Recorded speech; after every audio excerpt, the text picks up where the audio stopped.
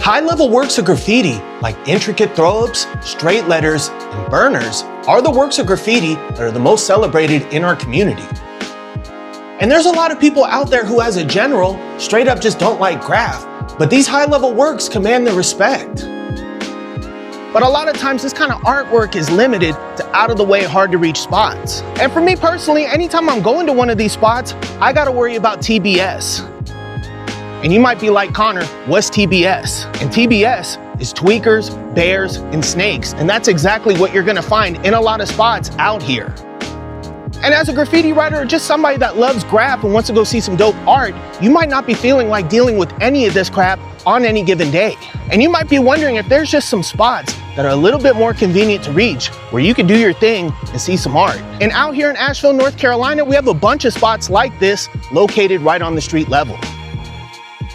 And if you're wondering what circumstances gotta be in play for a spot like this to exist on the street level, let's go to our first spot and check it out. And my bad about the noise out here. There's people working and stuff. There's a lot of cars out here, but as you guys can also see, there's a ton of Graff on this building.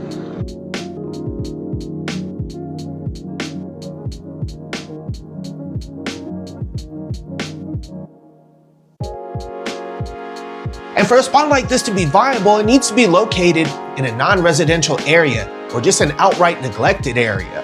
And this is an area here that definitely fits that description. This area was hit hard by Hurricane Helene. The anniversary of Hurricane Helene is actually tomorrow. It's been 1 year since this terrible hurricane came, completely destroyed a lot of parts of Asheville, destroyed a lot of things within a lot of people, destroyed businesses, destroyed families. It just absolutely wreaked destruction. And a year later, this place hasn't fully recovered. And you see in this area in particular, just a lot of abandoned properties. And as you guys can see, an abandoned property or something like this that's for sale is gonna be one of your best bets. And I also want to make note of something that you don't see a lot of out here. You don't see a lot of fire extinguisher shots like this out here, and a lot of that has to do with just the lay of the land in Asheville. For something like this to be truly viable, what you need is just a lot of space. You need a really tall wall, and a lot of the buildings out here just aren't all that tall. Not to mention, something like this is very noticeable. You can't not see this as you're passing by, and the first time that I passed by this spot, what do you think caught my eye? But as I'm here in this spot, what else do I see? Right there behind the fence, you see a couple of pieces, but out here you see some really dope throw-ups as well. And what I didn't see in passing was all this beef that's on these throws.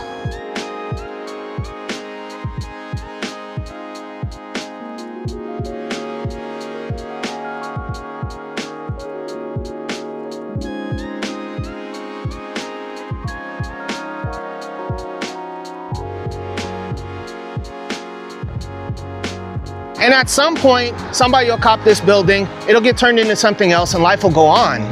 But if this area remains neglected, if it remains abandoned, this area holds a lot of bad memories for a lot of people. And if it stays this way and this place will stay neglected, there's gonna be more and more Graff on it. People will buff, but stuff will just come back. This area isn't all that far from the River Arts District. You can see the sign for the River Arts District right there. And while it doesn't have the quantity of Graff that the River Arts District has, you see a lot of really dope stuff out here just right on the street.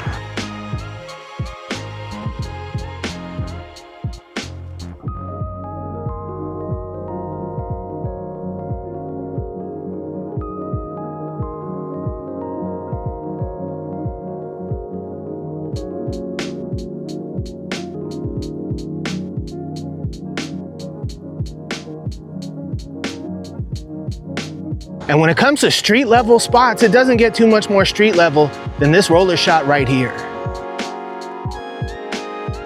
I'd actually love to just set up my tripod and film with this right behind me, but as you guys can see, there's a road right here. Cars are coming all the time, and I really don't trust the drivers here or really anywhere to just turn my back to traffic and film and hope everything goes well. But from the moment that I saw this roller shot here, I wanted to get a closer look at it, and I wanted to talk about it and share it with you guys. This is far from the only roller shot I've seen like this from CWC. And my other favorite roller shot that I've seen from them is located not too far from this spot either. And to me, when it comes to these kind of roller shots, the more simple, the better. And this simple combination of gray and black just really catches your eye. When you're passing by this, there's all kinds of other graffiti here that you can see, but something just draws you to it, or at least something drew me to it. And anytime I've been over here, I've wanted to get a better look at this.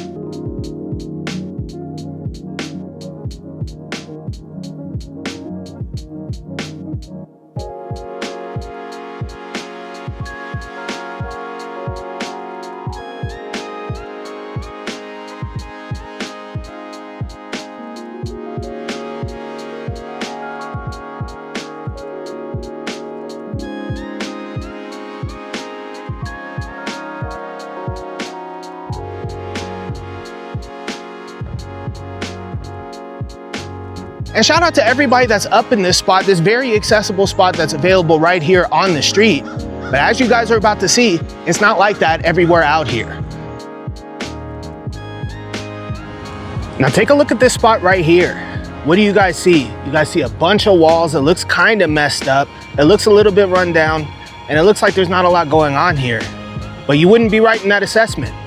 This area right here is a shopping center, and while you don't see a lot of people specifically in this corner, out there in the front, you're gonna see that area packed pretty much all the time. But you would think at nighttime, it would be a little bit easier to get over to this spot right here and hit something up. But personally, I kind of have a feeling of why there's not that much graff here.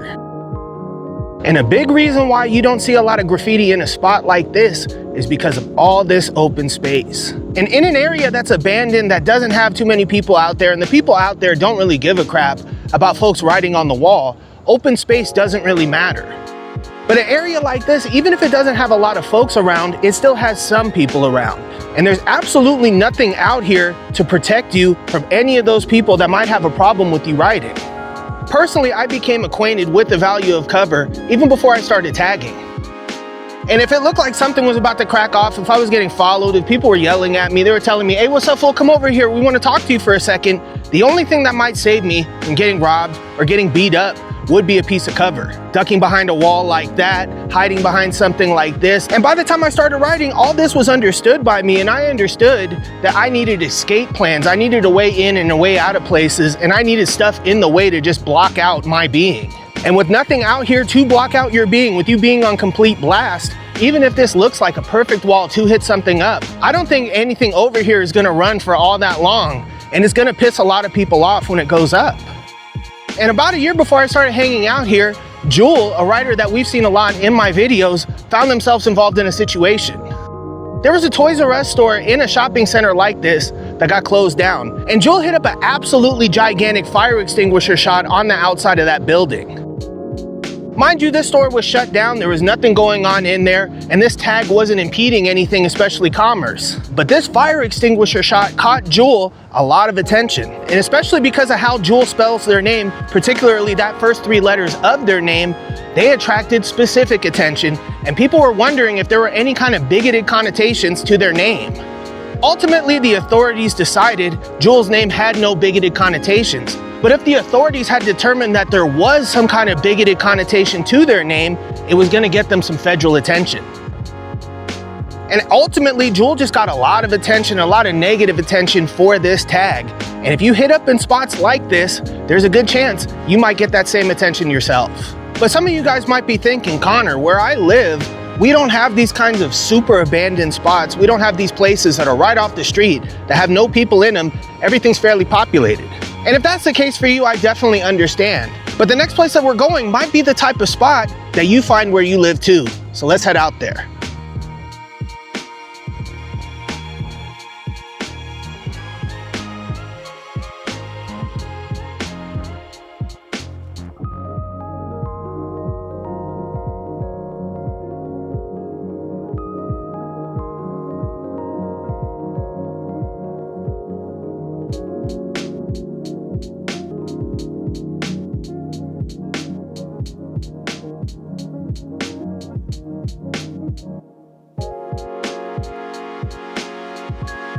And for some of you guys, something like this right here, this straight letter right here, might be an easier thing to pull off. And you guys might not have too many places where you live that are abandoned, but you guys might have some places that have some height on them and they might stack up against other buildings. And these kinds of rooftop pieces or pieces that were done on buildings that have some connecting part, like one part of one building is taller than the other, were really common to see back home. And because something like this isn't the easiest to get to, it tends to run, and this piece right here has been running for a very long time. And I feel like this piece very much fits the background. The colors match the environment behind it. There's a lot of trees behind this piece that contrast with the green paint that's on the outlines of it. That black paint in the negative space really just makes that white paint pop out a little bit more. And just in an environment like this is perfect. But where some of you guys live, stuff like this doesn't exist either. There's no tall buildings. There's definitely no tall buildings stacking up against each other. And something in an area like this might cause you a lot of problems also. So if you're looking to hit something up on a street level, then what do? And one option for you is trains just like this one. And I was really hoping to get a shot of that tried piece right there. I was hoping that this car didn't take off before I got out here. And where you live, trains like this might be as available, but they're very, very, very available out here in Asheville. You can get them right off the street. And I mean, the street is so close, I can feel the wind of the cars passing by. I'm not gonna stand here for a super long time, but I hope you guys get to take in just the scenery of this right here. And while this might not be the most accessible spot during the daytime, there's gonna be people around, there's cars around. And at nighttime, you can walk right up to these things and just do your thing out in the open. But if to you this is too much exposure and you'd like to be a little bit more hidden, you can just go on the other side of one of those cars and do your thing.